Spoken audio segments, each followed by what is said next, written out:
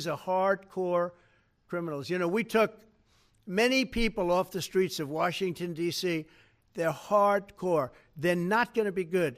In 10 years, in 20 years, in 2 years, they're going to be criminals. They were born to be criminals. And we're restoring law and order in our country, and we're restoring it here, but we're restoring it right now. We're in Memphis. We're going to Chicago. We're going to other cities.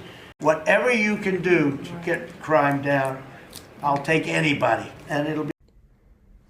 You are listening to Equity Matters, where we champion equity in every conversation. I'm Dr. James Bell III, public health leader, storyteller, podcaster, equity champion. And I'm here to remind you that the narratives that we share can move policy as much as any law we've ever written.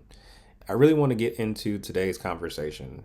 Today, we're asking what it means to live under siege, not from an outside force, but from the very systems that were meant to protect us, because sometimes the enemy is not at the gate. It's already inside. You know, I often wonder why it seems that when you turn on the news, it seems like a war update. Well, that's because this is America. The president is sending federal forces to cities across the country. We've seen it in Washington, D.C. We see it looming in Portland and places like Chicago. And we have to ask ourselves, what's the goal?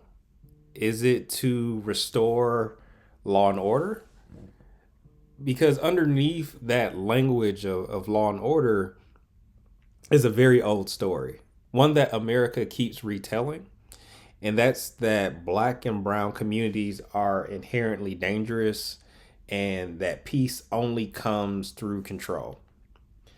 It seems like each deployment is framed as protection, and you're left wondering, protection for whom? Who's really benefiting from this extra security? Because when the streets are filled with armored vehicles and officers in combat gear, it's not safety that people feel. That's occupation. And when the state sees protests as rebellion, our community organizing as chaos, we have to ask ourselves a harder question. And that being, what happens when public safety becomes indistinguishable from tools of war? This is not new. The strategies hardly ever are. It's just another page out of the playbook of shifting from patrol to power. You think about the earliest forms of policing in America, it was never about keeping people safe. They were about maintaining power. Back in 1966, James Baldwin drafted a report from an occupied territory. And in that essay, he analyzed the dynamics of police brutality and racial oppression in Harlem. And though this episode is not about police brutality, Baldwin describes Harlem as a territory governed by an external hostile power rather than being part of the wider American community. And he even argued that Black Americans were subjected to constant surveillance and repression, likening it to military occupation. And this really anchors our conversation because there has long been a use of policing as an extension of state violence rather than protection. If we go back to the period of slavery, the earliest forms of policing in America were not about protection. It was really about the preservation of property and even hierarchy, if you think about it, but specifically property and people as property within labor systems. So in the South, slave patrols were created to monitor and capture enslaved persons who resisted. And these patrols operated as mobile extensions of white supremacy, really to ensure that the economic system and the hierarchy that it depended on remained intact. Also, in the North, we had night watches that performed a similar function where they went about controlling marginalized communities, policing behavior, and protecting property rather than people. Indigenous communities also, they were surveilled and displaced under the guise of order. So enforcing those colonial claims to land and resources. These early policing structures really codified an assumption that Black and Indigenous bodies were inherently suspect. And so control then becomes the default stance, and protection was reserved for those in power. The tools of enforcement, roving patrols, surveillance, and force were then embedded in law and practice. And it really just created a template that would evolve but would never fully disappear. Every tactic of intimidation, every presumption of threat, every neighborhood that's been marked as dangerous has its roots here. And understanding that history is essential to seeing why modern militarization doesn't happen randomly. It follows a pattern. And it's a logic that I don't think we've ever really taken the time to confront. America tells itself it's a nation of freedom, of equal protection under law. But freedom, just like we spoke about previously, has always been conditional, and protection itself has always been selective. So to call a neighborhood dangerous is to write a sentence before anyone has committed a crime. There is no neutral policing. There's only policing of those the state has already decided are expendable. What we find truly is the criminalization of Blackness. And Black and brown communities are routinely treated as inherently dangerous. This isn't just a social perception, it's the presumption that's been built in the very structures of law enforcement, is reinforced by media narratives, and is codified by our policy decisions. This is because militarized police doesn't happen by chance. I mentioned it's a logic that's been developed over centuries.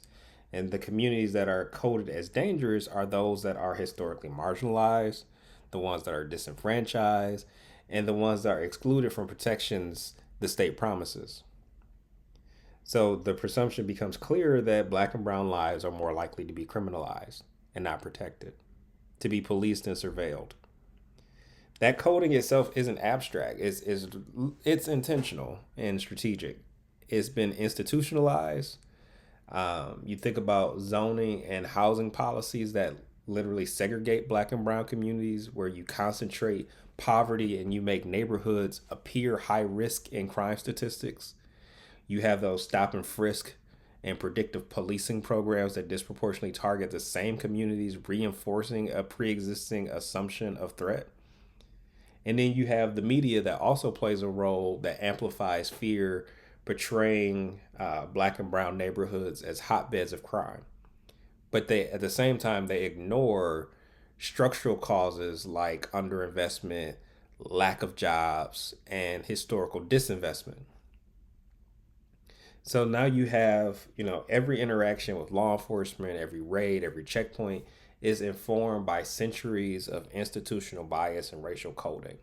So even when communities experience the same crime rates as predominantly white areas, they are treated as risky, warranting a militarized response. And the result is a self-perpetuating cycle. Criminalization justifies militarization.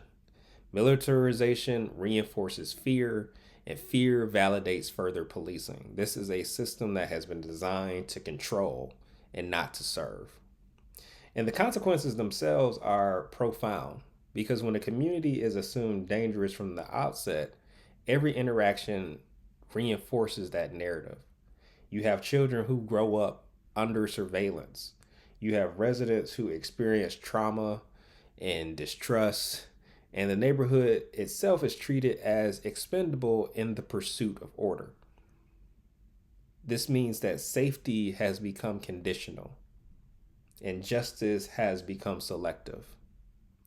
And this cycle of criminalization merely repeats itself generation after generation. I need to pin for a moment Detroit 1967, because the story has been told to me so many times, it was almost like I was there. In 1967, the Detroit police raided a blind pig, aka an unlicensed bar on 12th Street, and they arrested more than 80 people. What should have been a quiet summer night My family remembers what came next. Those were tanks in the streets, smoke in the air, in a city that learned what it felt like to be treated as the enemy within. The raid and the way that it was carried out became the spark that ignited 5 days of rebellion. And the raid itself wasn't unusual. Police targeted many similar spots in black neighborhoods. But what made this one different was the tipping point of accumulated frustration. You had police brutality, job discrimination, housing segregation, and the sense that the city's black residents were living under occupation rather than protection. I find that this logic also informs federal deployments and ICE operations today. That responses are justified not by immediate threat, but by the historical assumptions of dangers and assumptions that continue to criminalize entire communities. The dynamics that led to this uprising, they have not disappeared, they've only evolved. You have the war on drugs, you have the war on terror, you have the war on crime. All of these things are extensions of the same idea that control is how you manage black pain. So when you see militarized police rolling through Ferguson, Baltimore, or a border town, for example, that's not new. That's Detroit 1967, just rebranded and redeployed. The enemy within isn't just a label or a title in this case, it's a condition that shapes identity and perception. To be the enemy within is to live in a nation that sees your very existence as a potential threat. It's the paradox of belonging to a country that claims you on paper but fears you in practice. It means you're of the nation, but you're never fully in it. And your body becomes a site of suspicion. Your community is spoken about as the problem to be managed, but not the people to be protected.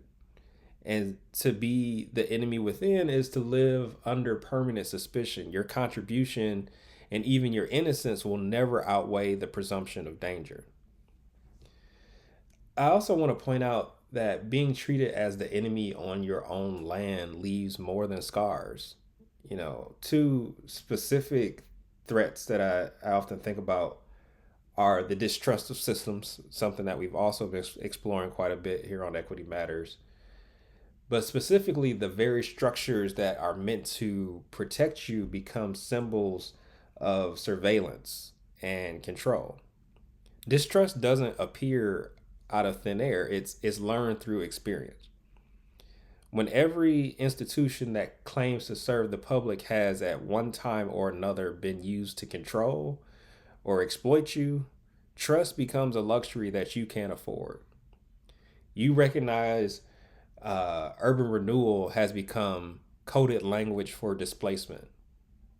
The body itself has become political. You have promises of justice and reform that sound hollow when policies continually reinforce inequity. This distrust isn't paranoia, it's pattern recognition. It's the understanding that systems built on exclusion can't be assumed to be suddenly perfect or to protect. And when you have generations that grow up under suspicion, I think that vigilance becomes muscle memory because you learn to watch your tone in traffic stops. You teach your children how to act right in stores. You scan for exits when you're in public spaces. And you move through the world both seen and under watch. And I know that kind of living wears the body down, not just physically but spiritually. I think people sleep lighter. Joy feels fleeting and temporary. Celebration is measured against survival. It's this constant low frequency hum of anxiety that just never shuts off. I know in other research, sociologists call it weathering. is just the cumulative toll of navigating racism and systemic threat. But it's more than stress. It's just the exhaustion from perpetually preparing for harm. It's the fatigue of needing to prove your humanity in a country that keeps questioning it. So today, these deployments aren't theoretical. They've already been sent to Washington, D.C. and Chicago, and I think potentially to Portland. I've heard threats about Detroit, but when the vice president said that he was nowhere near the city, I just want to point that out. So big talk from, 70 miles away. But here's what you should expect.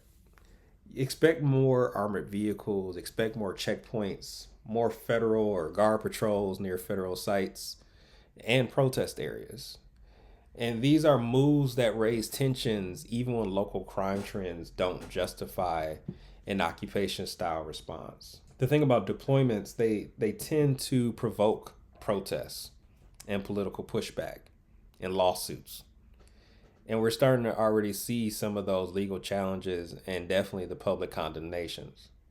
But sending troops into our cities may make for dramatic headlines, but it rarely solves the root problems that created the headlines in the first place. So if you want safer streets, we should fund violence prevention. We should fund mental health care. We should fund housing and jobs, not armored vehicles. We've been sold this idea that safety comes from strength. It comes from walls and weapons, but safety built on fear isn't safety at all. And for those who would be willing to challenge that idea, the data backs it up. Affordable housing reduces community violence more effectively than aggressive policing. Employment programs for youth and returning citizens consistently lower recidivism and strengthen local economies. Because when people have stability, they don't need to be policed. You have partners in their own safety. And speaking of militarization for a moment, militarization may suppress a moment, but it doesn't solve a problem because you can't bomb poverty. You can't tear gas underemployment. Every armored vehicle that rolls through a neighborhood is money not spent on the very things that prevent crime in the first place. It's just misplaced priorities. It's policy malpractice. So here's the question that we need to answer. If safety isn't about who has the biggest weapon, then what kind of future are we brave enough to build? We can reimagine public safety as community health. We can ask our cities how much of its budget is going to policing versus prevention. Because every dollar spent on armor is a dollar not spent on access. We got to hold our local officials accountable. Go to those budget hearings, ask those hard questions, and demand data transparency. We want to push our leaders to invest in what actually keeps people safe. And for Equity Matters, for us, that's also telling new stories about safety. Stop letting the headlines define danger. And we have to start centering stories of resilience, of prevention, of care, stories where communities can build safety not through fear, but through trust. The conversation does not end with this episode because it can't. As long as fear is being used as a tool for control, we're going to keep running into these scenarios. But I want to say thank you to those who have been locked in with us. It's powerful to see how this work ripples through our communities. Please stay connected with Equity Matters on social media. And also check out the Scary Truth series, where I've been on Instagram, YouTube, and TikTok, where I've been talking about how stories where culture, history, and fear intersect in a more humorous, lighthearted way, just because I'm a big fan of Halloween and scary movies, and it is that time of year. Please be sure to subscribe, share, keep that dialogue alive. If you're looking to take this work further, just know that I offer story development, facilitation, and strategic planning services. all designed to help organizations, communities, and leaders move from insight to action. And be sure to tune in for the next episode where we'll be diving into alligator Alcatraz. And more importantly, how we are stripping people of their dignity. I want to unpack how detention becomes business because it's not prison, but it's punishment all the same. So, who gets seen, who gets forgotten, and how we've sanitized the entire thing. And this has been Equity Matters because equity always matters.